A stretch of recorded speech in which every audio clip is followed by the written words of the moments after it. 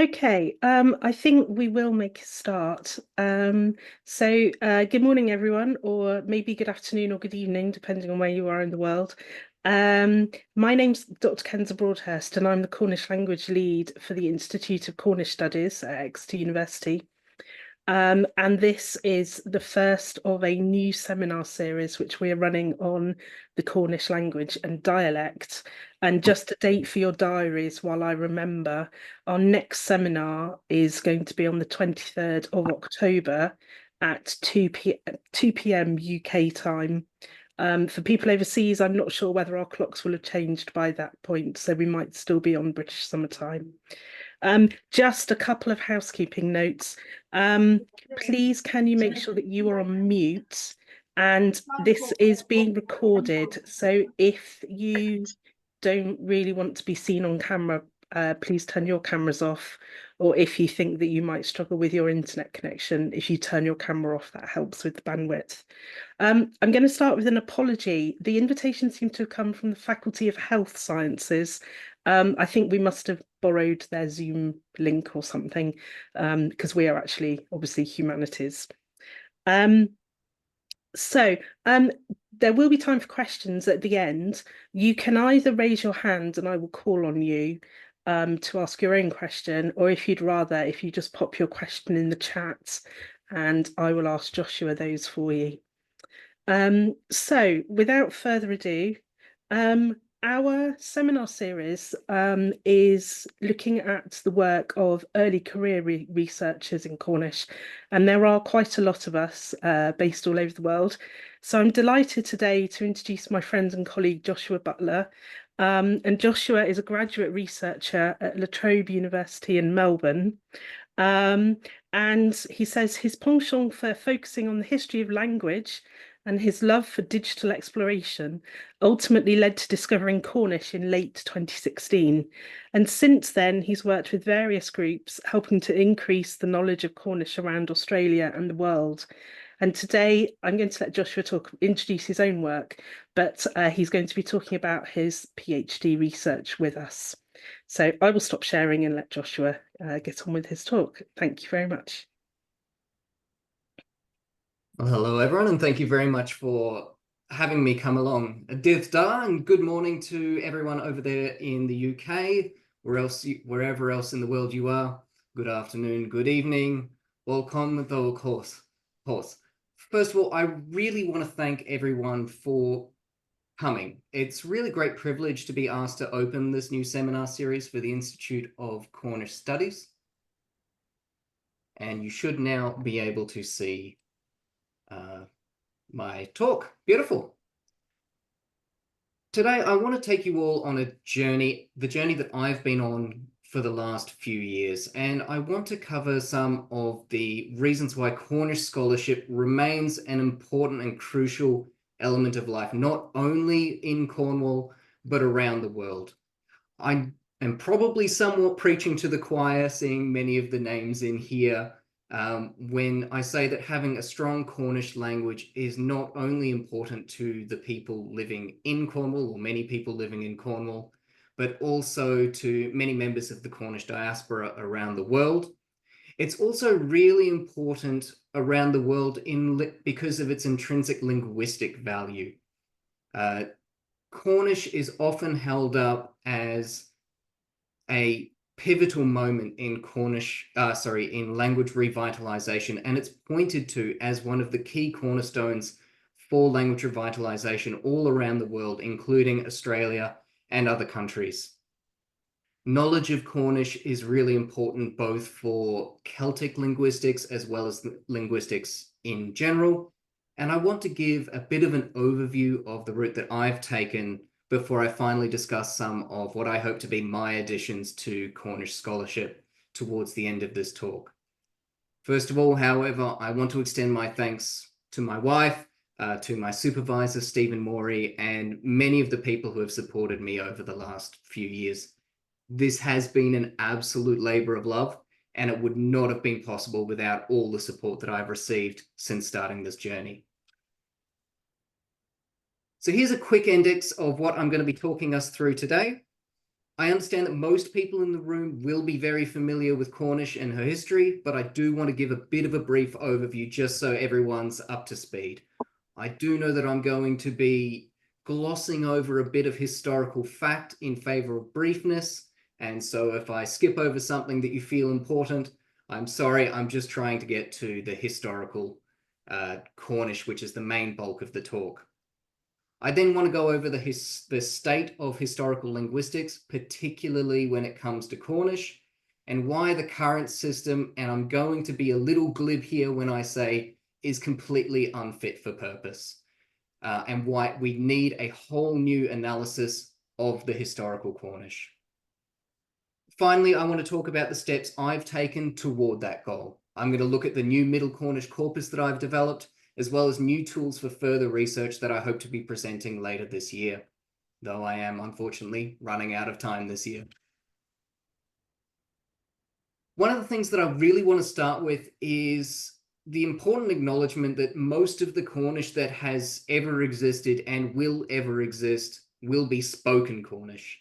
It's important to keep in mind because what I study is a subset of a subset of a subset of the Cornish that ever existed. Not only am I only looking at written Cornish, I'm only looking at written Cornish from a certain period of time, and I'm only looking at what documents have survived through to today.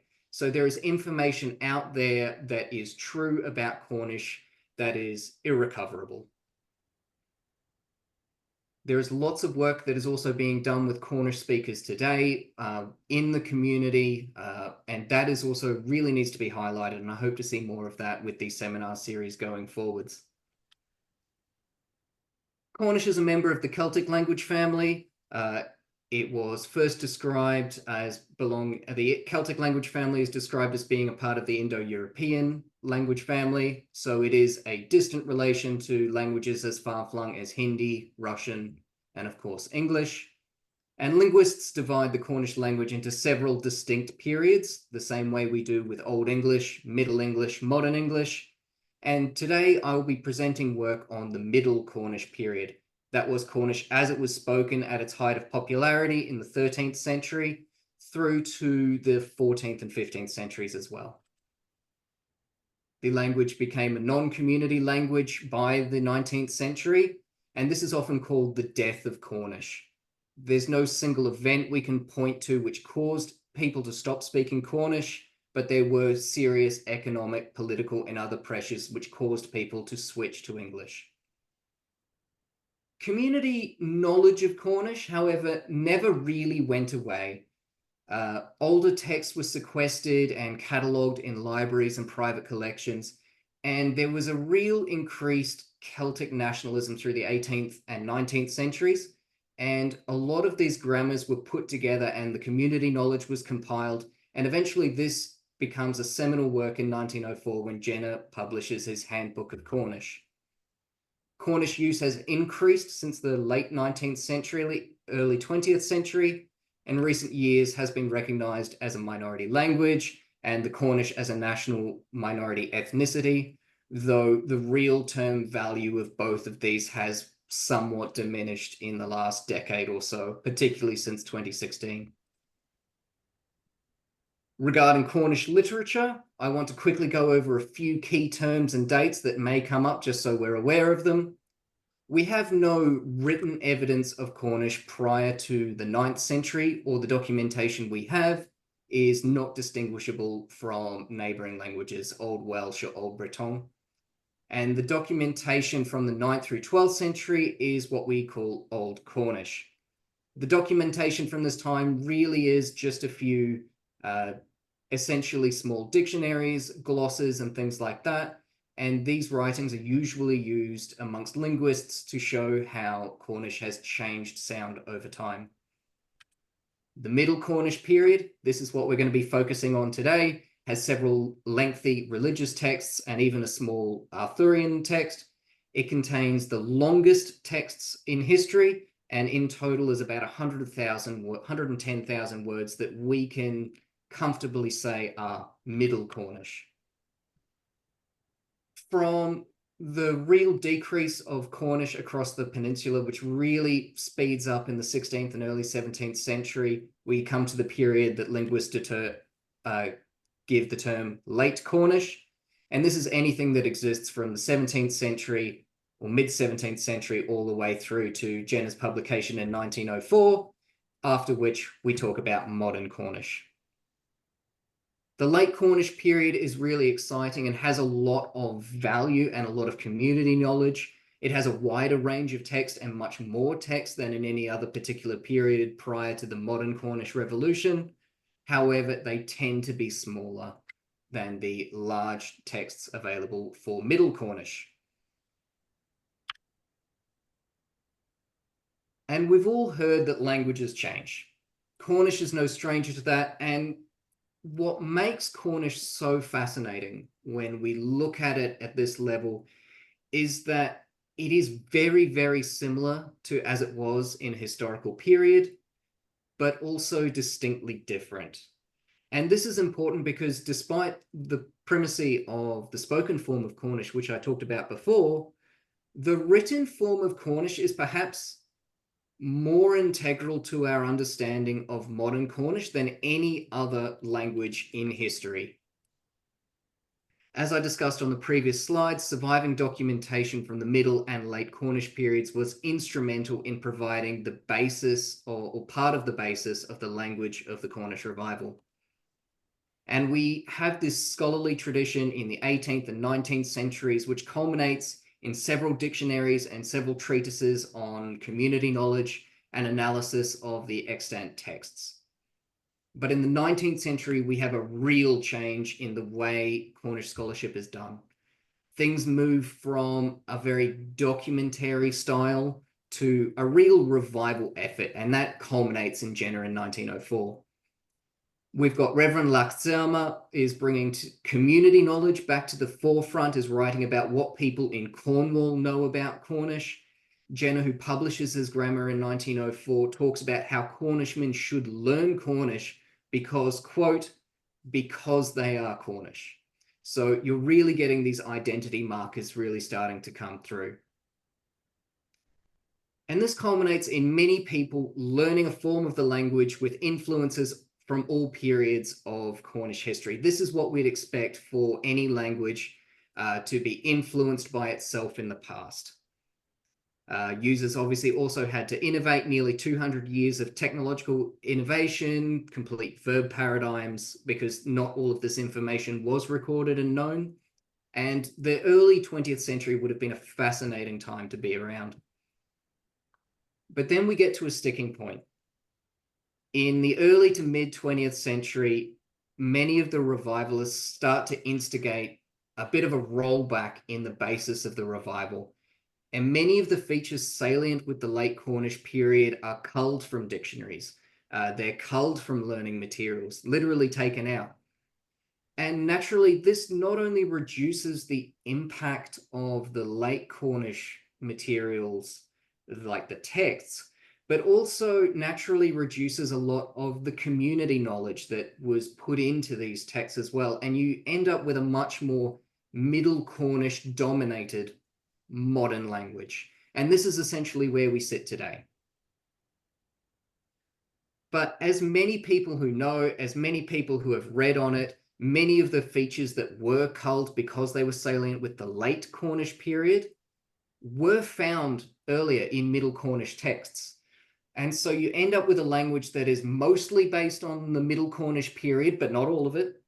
It's got a little bit of the late Cornish period, but we've tried to get rid of some of it. And obviously all of the modern Cornish innovation is still there. But there's no clear lines as to what is what. It becomes really difficult to ascertain how Cornish would have existed in the 13th and 14th century versus the 21st century. And I need to stress here that I'm not dismissing the modern language. I'm just pointing out that it becomes increasingly untenable if you want to describe all of it as Cornish. And this leads to an area of understanding and an area of scholarship which is kind of difficult to follow, because everyone is pulled in so many directions. There's not a lot of us out there, and things are rarely updated. For an example, an entirely new orthography began to be implemented in 2008, and we still don't have a reference grammar in the standard written form. The better reference grammars that do exist, unfortunately, are kind of, as I said, tied in between two worlds. They're trying to double as scholarship on modern spoken Cornish, as well as try and include a lot of historical information, or they're trying to appeal to both linguists with being a reference grammar, but they're also trying to appeal to the common person trying to learn the language. And even one of the better ones, Grammar of Modern Cornish by Weller Brown, it doesn't quite meet the standards most linguists would expect. And also, it's really difficult to read if you're not used to a lot of the Latinate terminology in it. It's very firmly in this tradition of trying to please everyone and not really be pleasing everybody. And this doesn't include if I want to look at Middle Cornish specifically. The last Middle Cornish grammar is woefully inadequate. Llaolifa Kernawa Canol is over 70 years old. It's tiny. It obviously doesn't include the SWF. It obviously predates the discovery of multiple new texts. And I think this is a really important point to talk about. Since the redefinition of the Tregear homilies to Cornish and the discovery of Bjornan's K, we've really exploded the amount of Middle Cornish that exists. We really do have enough to start looking at making another grammar of Cornish, because we have so much more information available now than we did 25, 30 years ago. But nobody has really gone through and done that. We've got academic work that is very specific in nature to the Middle Cornish period happening. We've got academic work that's happening that is referencing the modern language, but really the comparison and contrasting just hasn't happened yet. And I don't want to overblow the differences between the languages. They are very similar, but in my mind, that somehow makes things a little worse. If things were clearly different, there would be more impetus to actually check it out. As it is, for the last 100 or so years, the mantra has been close enough is good enough. So what I think is required to start this process is a new grammar of Middle Cornish based on the historical artifact. Without this baseline, we can't compare the historical and the modern languages. There's only so much I can do here from Australia. So instead of looking at the modern language, I decided to look at the historical language.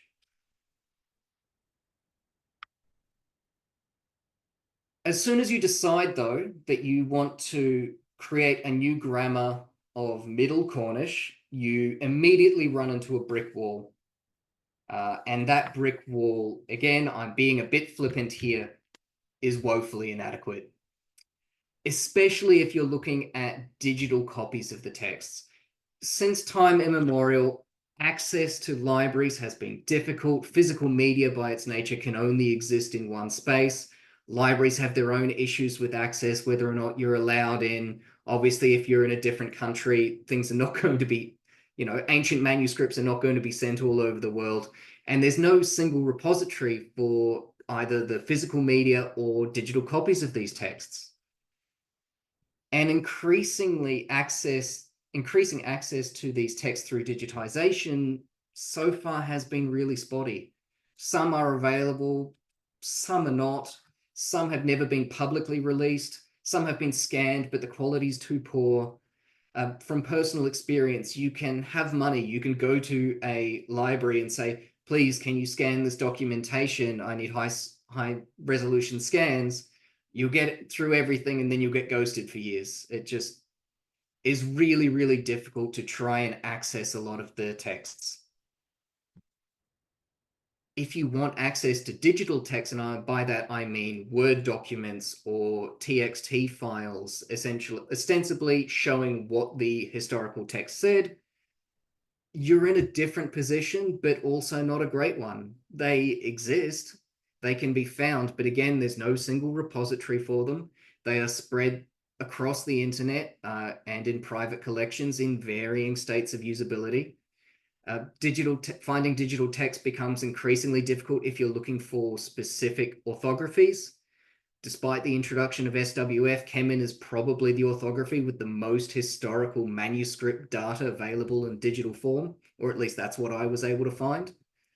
And then finding documents which purport to show the manuscript spelling, how it was spelt in the manuscripts, it really is like finding a needle in a haystack. And even if you're not looking at the historical manuscripts, you just want information that will help you read them, the other physical media really vary in quality and reliability. As I've discussed previously, most work in Cornish over the last 100 years has been straddling multiple ever-widening divides. Grammar's straddling the need to appeal to both the modern language learner and the scholar trying to look at the historical texts. Grammar's increasingly struggling to include nearly a century, at least 800 years of innovation into a single volume. And as we move into the 20th and 21st centuries, 22nd century, that is only going to get bigger. It's natural that when you're trying to write documentation to help you read a manuscript from the 1300s and watch a television show from 2010, it needs to either be incredibly simplistic or incredibly complicated. And I think we see this change at the moment. We've got a lot of grammars no longer purporting to be useful for the texts. A Grammar of Modern Cornish, for example, in the first edition claimed that it was equally useful for students of the modern language and those who wish to study the historical texts. By the time you get to the second and third editions, this claim has been dropped. Clearly, people are really beginning to recognize and grapple with the Sisyphean task of trying to hold 800 years of language innovation in only a few hundred pages. And this is not necessarily a bad thing. There's also very clear that there's a bigger market for people wanting to learn the Cornish of today than who have a dire need to be able to read manuscripts from the 14th century. So, bit of a shock horror, but I think we're actually really reaching a turning point where most of the work in Cornish is starting to be aimed towards the modern Cornish-speaking population, their wants, their needs, their experiences. And this is a fairly recent phenomenon. Academic discourse on Cornish for the last 300 years has been incredibly backward-looking. I mean, I'm part of that tradition, looking back to see what we can find back then. It's not so much been about the modern people. And as the Cornish-speaking population grows, I think research and community projects are going to become easier and easier to do. And now I think really is the time that we need to start to sever the modern and the historical Cornishes. We've also in a situation where many works, when you try and look at them, are in dire need of updating, especially in terms of critical editions. The digital copy I received of Bjernan's Mariasek can trace its provenance back to Stokes's transcription from the 1850s. We know that there are errors in that transcription and have been claimed and fixed by many scholars since, but it's like a game of telephone with every single error that you know was there. Is it still there in the documents you're finding today, or has it been changed, or it's very difficult to follow exactly what's happening.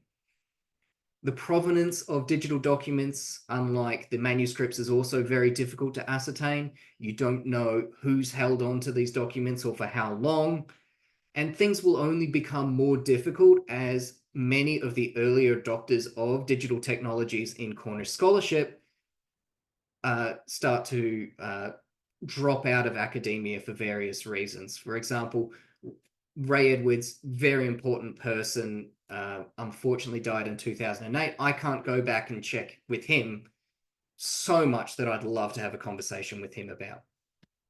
And this is not to say this is the case with everything. There are some very up-to-date critical editions that are available.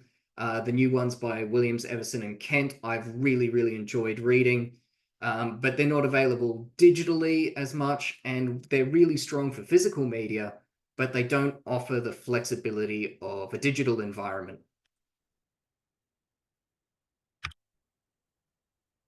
And even if you are able to find your documentation, as I've said, it can be very difficult to locate sources, and the digital texts may have real dubious provenance. We don't know exactly how they got there or who exactly they did it. And it was my hope initially to travel to the UK and begin the process of a new transcription of some of the manuscripts to try and get a new critical edition started. My trip planned for March 2020, something else came up, and I was forced to pivot to the documentation that I did have available to me. And I'm going to show you an example of what you can find. You can find some digital files with great provenance.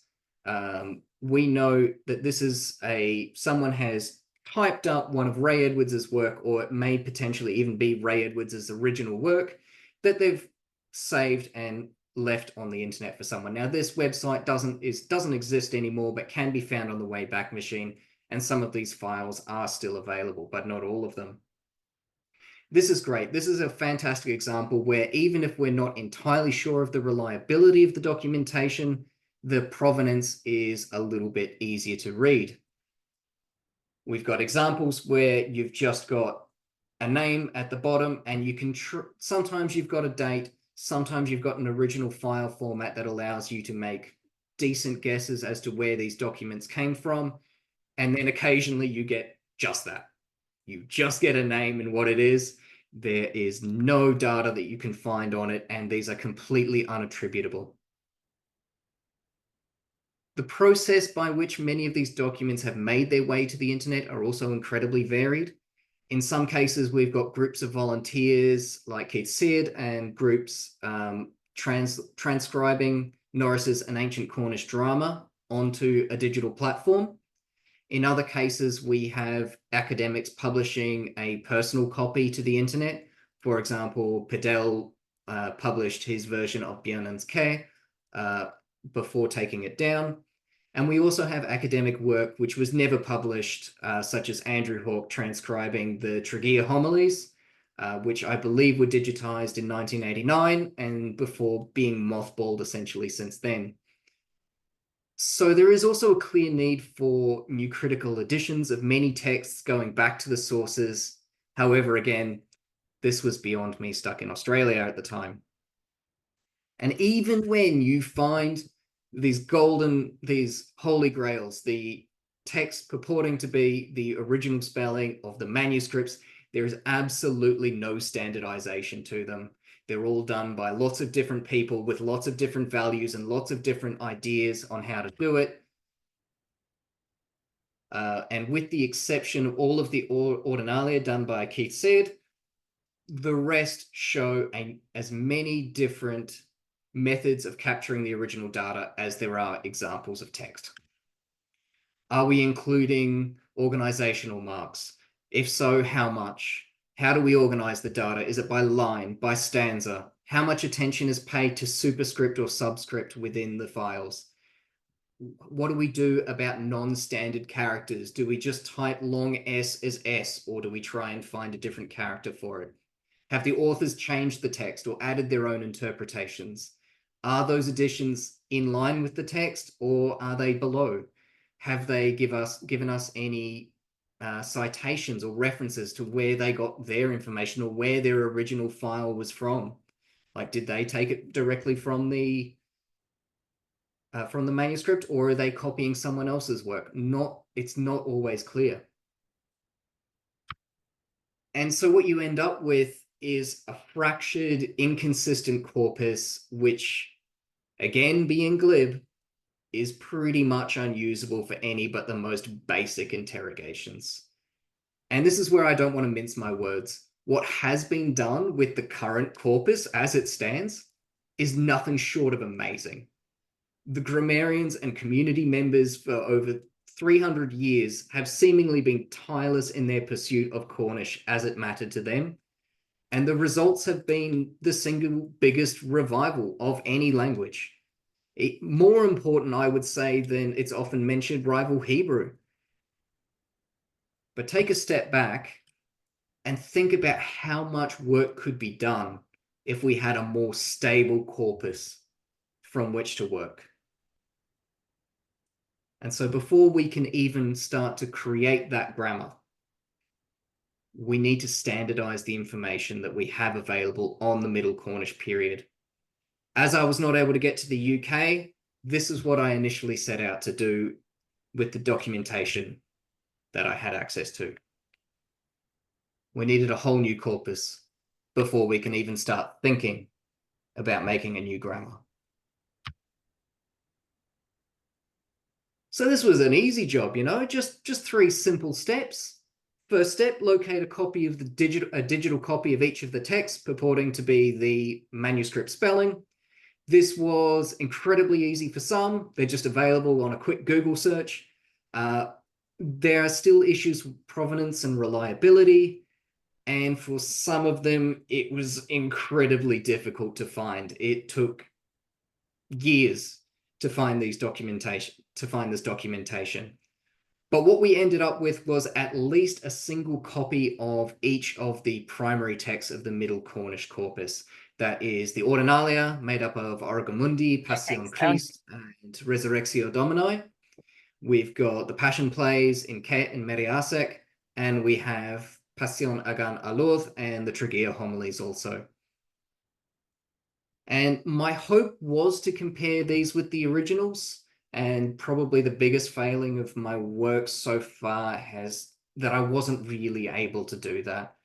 A quick glance was really all I was able to do, given the time constraints and given how many of the scans were just really difficult to access. More work could be done in this area, and if someone wanted to recreate this work, this would definitely be an area where things could be done better. And I really need to give a big thank you to Ken George and Andrew Hawke, who the 2 of you were the best in finding Meriasek and the homilies, respectively.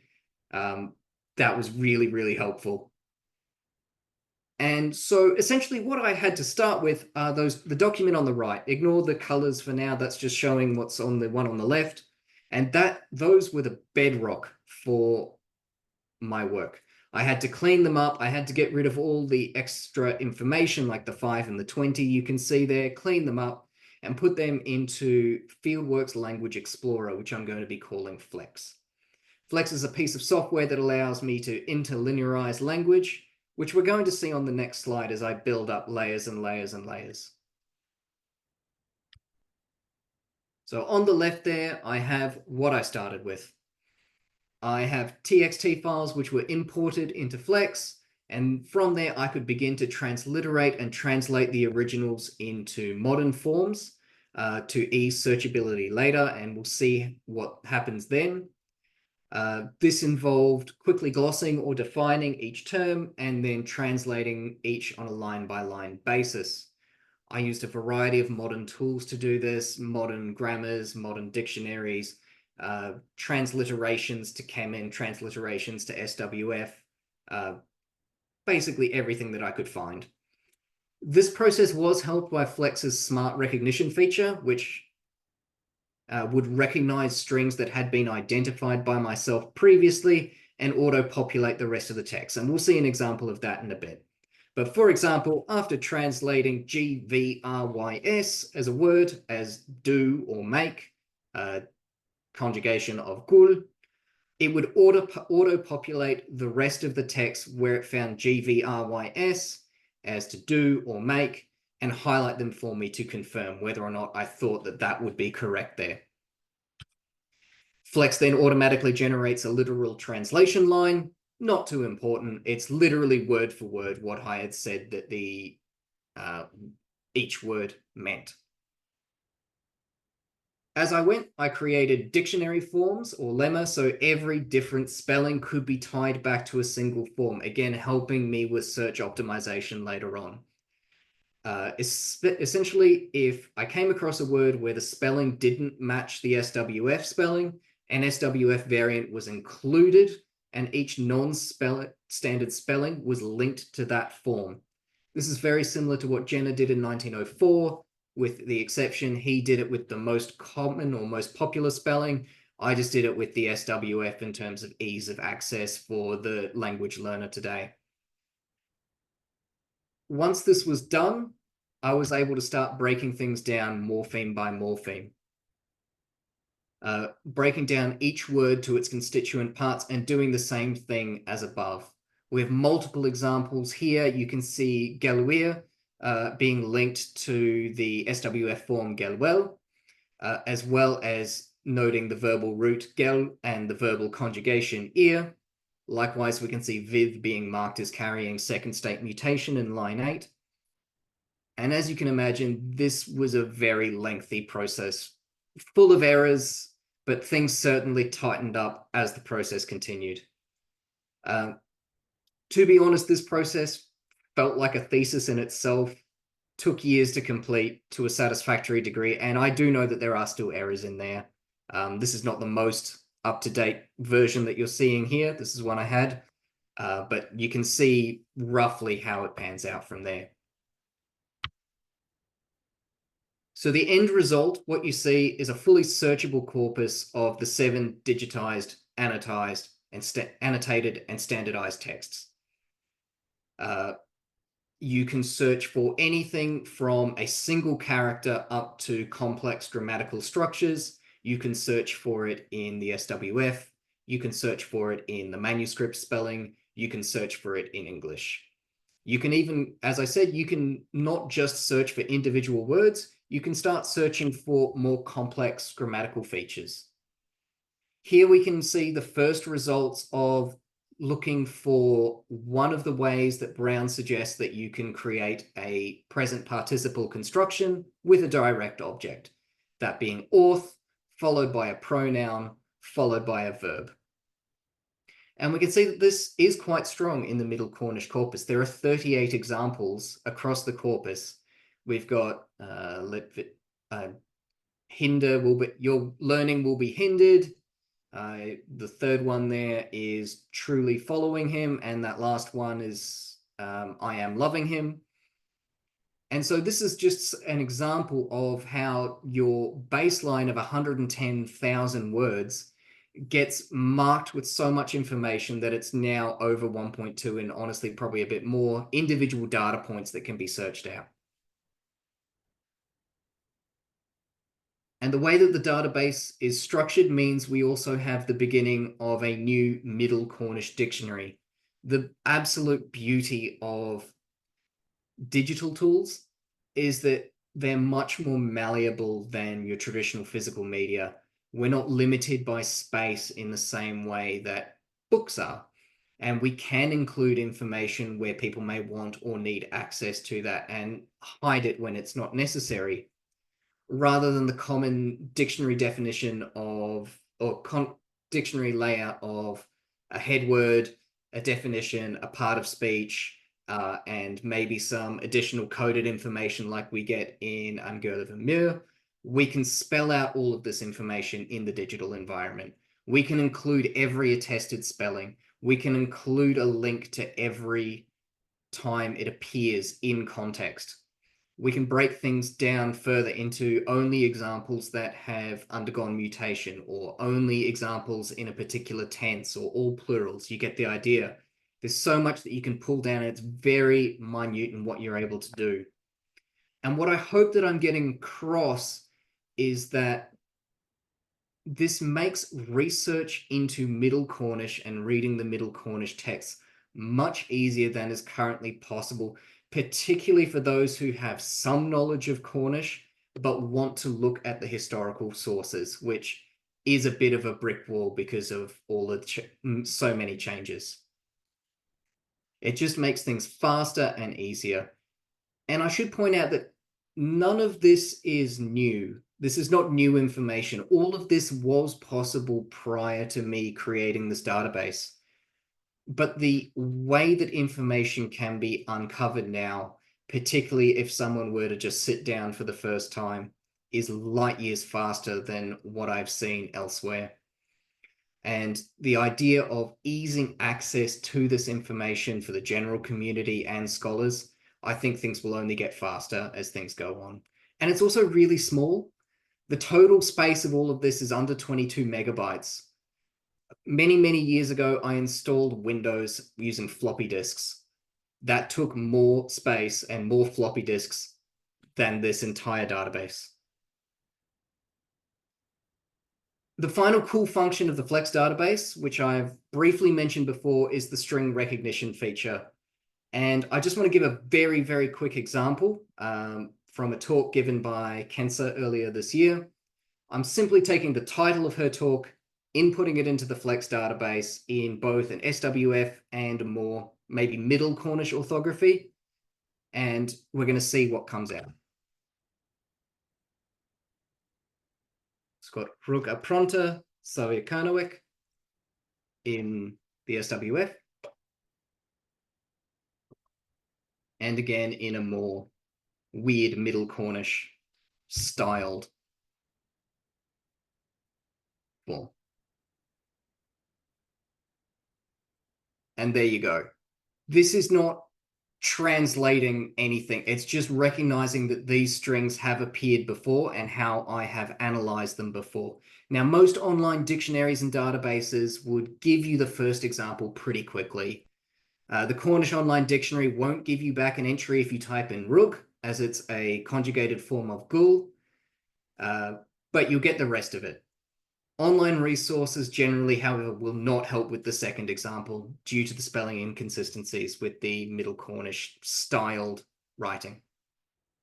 And this is not an example of machine learning or AI, but it's simply the program recognizing strings that it's seen before and offering suggestions to the reader. And this makes the Flex database infinitely scalable. Given that most of the Middle Cornish corpus is already in there, adding the charter fragment would take seconds. If you would then have to go in and confirm it, but it would take seconds. Adding late Cornish materials becomes easier and easier as time goes on. It snowballs. And if any additional Middle Cornish texts were unearthed, the speed at which it could be transliterated and translated from the point it was digitized, I believe would be much faster. And that was only step 2. We're now at step 3. The idea was to create a single reference grammar for Middle Cornish, and this was biting a bit too much. This was a bit too much of a bite from the apple. I had my corpus, I had my dictionary, I had access to search features, and details were analyzed down to a morpheme by morpheme level. It was time to take a step back. I had been looking at the micro, and now I wanted to look at the macro. The idea was to take a grammar of modern Cornish, Weller Brown, and test every claim that he made about the modern Cornish language against the data in my corpus. And the idea behind this was that I'd be able to kill 2 birds with 1 stone, that I would be able to both have a reference grammar for Middle Cornish and that I would have a easy one-to-one comparison between the two. And that was just a little too fanciful. I ran into the same issues that I had when I was talking about why GMC is not the best linguistic reference grammar out there. It was kind of a bit of column A, bit of column B, and so was mine. And so unfortunately, I had to pull it back. I had to be a little bit more detailed in what I was finding. So whilst it can still be used to compare with GMC, it's not quite a one-for-one, which I had been hoping to do. And this is kind of what you get. I'll give you a second to read that. Naturally, after I've finished with my doctoral journey, my hope is that this documentation be published somewhere, ideally as an online resource, both the grammar and the corpus, because I think that having access to the corpus whilst reading it really would be able to give more information as you're going through. And so where am I up to now? I'm just about to finish. It has turned into a bit more of a sketch grammar than a full-on grammar as I had anticipated or hoped for. I've completed a complete reanalysis of the nominal system, verbal system, adjectival, numeral, and pronominal systems. I've not gone so far into complex sentence structure and things like that. That's fallen a bit to the wayside. But as expected early on, as I said, a lot of the final analysis it's mostly the same. That's what we expected. But it's important to point out where these 2 to 3 verbs seem to have been misidentified. That there's a much wider and much deeper use of the Roman numeral system than I would have expected. These details, however small, add up over time and really start to build the picture of 2 languages growing ever apart. What my hope is that we can use this grammar and this corpus as a groundwork for further scholarship. Unshackling each of the 2 languages from each other would really allow them to grow. And I think that this is a really important step. And where am I going to go to from here? I'm obviously going to be finishing the grammar and presenting that later this year. It's my hope that I can find a role that will allow me to continue this work in some capacity, though we'll see how that works.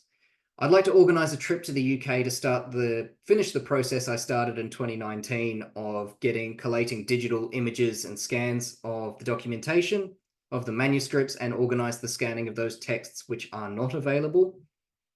And my big dream and the next major step and major evolution is to include those images as part of the corpus, to be able to link the corpus to these images. And we can see an example here of where this is being done elsewhere from a page called From the Page. And what I'd like to do is that Gelweer, for example, that we talked about, that you could click on that and you would go over and not be able to see not just all the spellings of it, not just all the text in context, but also the context of the manuscript itself. The ability to do that is there. This technology is available, and I'd love to see it as part of this corpus. Naturally, I want to recheck my TXT files against the manuscript for consistency. Look, I know that there are things wrong in here. I know that there have been errors introduced all along the way. Errors introduced by myself, errors introduced by the original digitizers, errors introduced by the original people who transcribed the text themselves.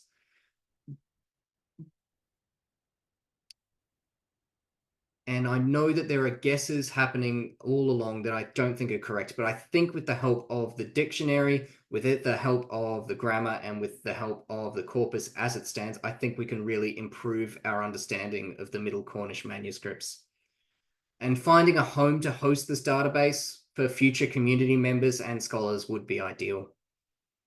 There's enough data in this corpus to last a lifetime. And I really hope that someone will take advantage of it in the future. Cheers.